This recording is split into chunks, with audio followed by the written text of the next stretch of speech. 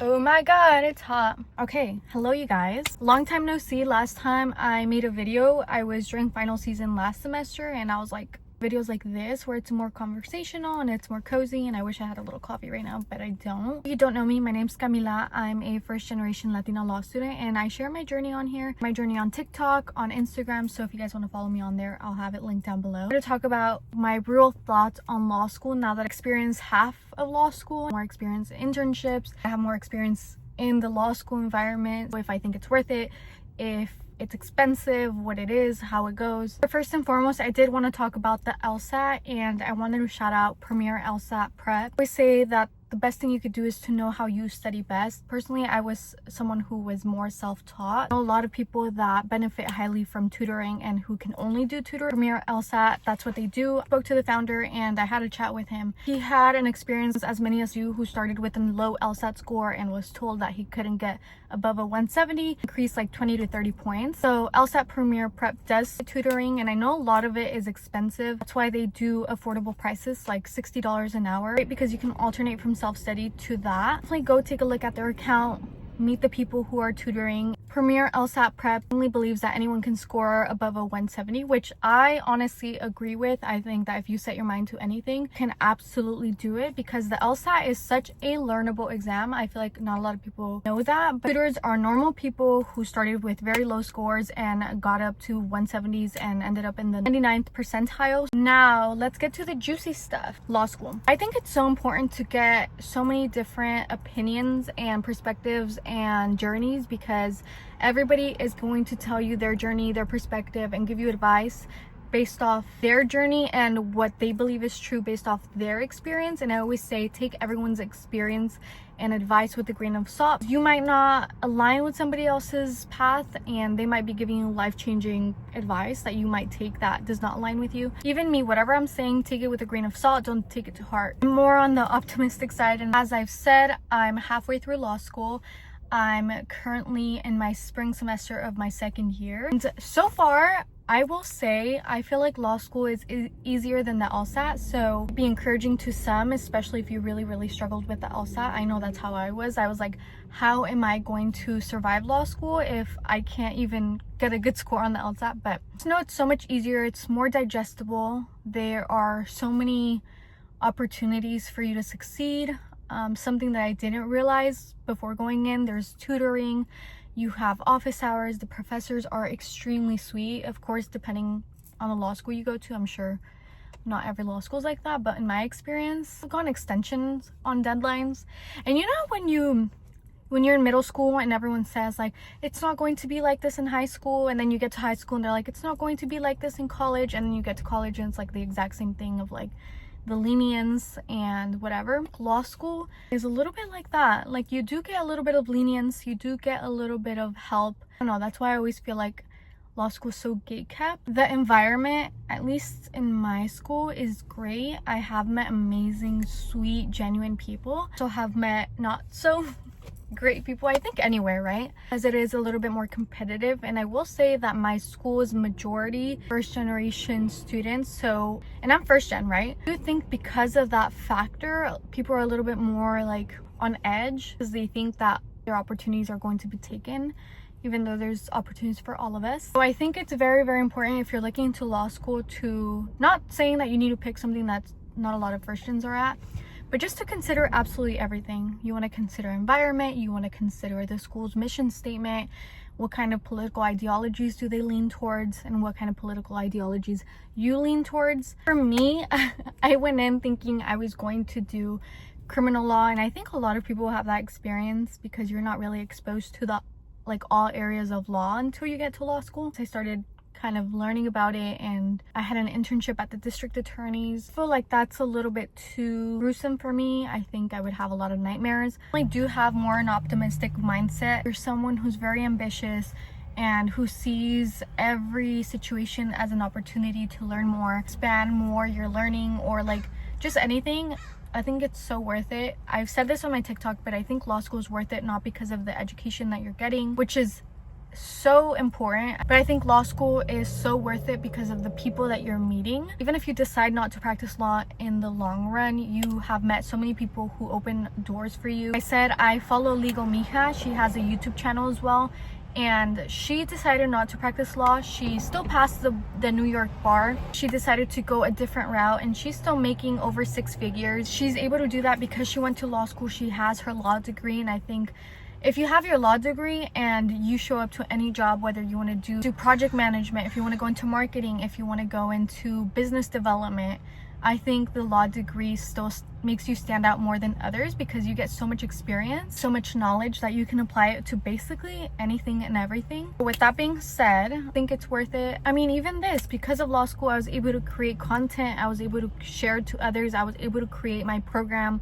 Latinas Exec. If you're interested in going to law school, we help Latino students get into law school. As for me, I feel like I have seized every opportunity. I'm not top 25% of my class. I'm not even top 30%. I think I have gotten so many more opportunities than people who are at the top level because they're so focused on the academics that they're missing out on the opportunity to meet people, use their networking skills, especially if you're someone who has always been known as charismatic, if you're someone who has always been social. That comes in handy in law school, you guys. I've always said type B people thrive in law school, and I'm type B and I feel like I'm thriving in the most humble way. I say everything in the most humble way, but I will say I have to sometimes brag a little bit. Not to mention, I know a lot of people are scared to go to law school because of finances. You can easily go to law school for free. I was offered a free tuition. I got 75% scholarship to my current law school. Always check the scholarship. Some might be conditional, some might be unconditional. Ultimatum, like you have to have 3.0 or else you're gonna lose your scholarship after the first year. Always be aware of that. Always negotiate between schools, especially if they're kind of ranked around the same. You can always say, hey, this school offered me this much, how much will you offer me? And they can sometimes give you more, which is what I did with mine. So I initially got 75, but I was able to raise it to 80. I did not pick the full tuition. Some might call me crazy, but if I picked the full tuition, I was going to have to leave this city, and I had already made so many connections and I have already met so many amazing people. And because of that, I've had job opportunities. My current job, my boss, I met her before I went to law school, and these are the kinds of things I was kind of betting on before I went to law school. So don't be afraid of loans. If you can get a good enough LSAT score, like even average, some law schools give you tuition, some law schools give you a lot of scholarship. So always hear that? Yeah. I just got shitted on. I actually think that's good luck. My LSAT score was a 155. My GPA was 3.2. I pretty much had an average LSAT score, average GPA. No, you don't need the highest LSAT. You don't need the highest GPA. I always say that. You don't need it. Also, completely going off topic, but well, not really. I've noticed within law school, talk about most of like is the unhappiness part of law school, and everyone talks about how everyone's miserable. I think you can be miserable and you can totally all the A, B, C and above. You surround yourself with people who tend to be very negative and tend to be very pessimistic. I think it's easy to get into that mindset, and it's easy to start comparing yourself, and it's easy to start wondering if you're doing things right, and being fed that information. Because I remember when I started law school, faculty, they were like, you know, you're studying above 30 hours a week, you're doing this, you're doing that. So much emphasis on grades, and they make it seem like grades are the only thing that matters, and that is the only way you're gonna get ahead. So false. An applicant on a paper who has really bad grades and an applicant who has amazing grades, yeah, maybe they're gonna pick the one who has better grades, but I think they don't factor in the possibility of you networking, the possibility of you doing things don't involve grades, like experience. It's such a privilege, especially here in California, and I'm sure all over the country, to be speaking English and Spanish. That's such a huge market for attorneys. A lot of clients tend to be Hispanic, and makes you more valuable in a market.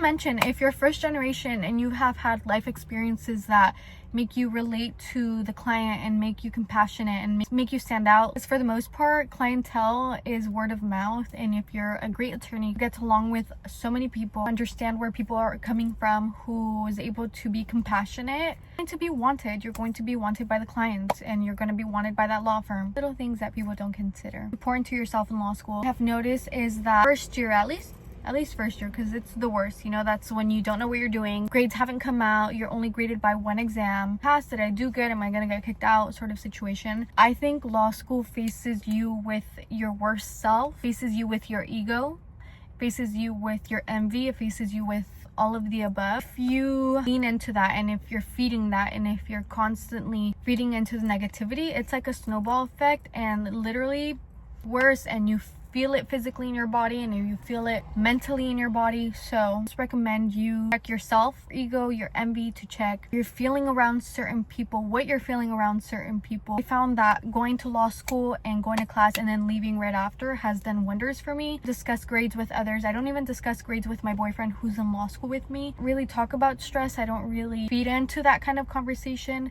Clings on to energy. So know yourself, know what you can and can't handle, and yeah, just go from there. I think all doable.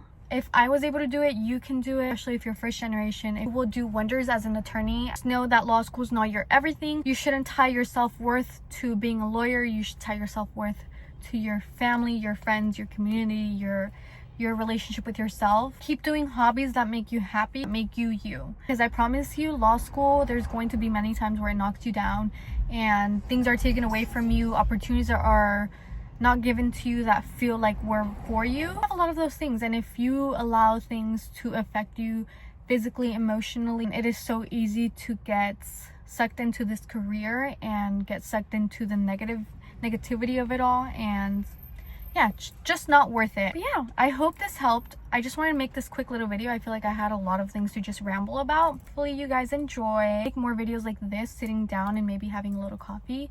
My best friend who I started Latinas Exec with, she is taking the bar exam, so I want to make a video with her, sharing stories, experiences. I want to share more. So give me ideas of whatever you guys think will be helpful. I have class literally like in an hour.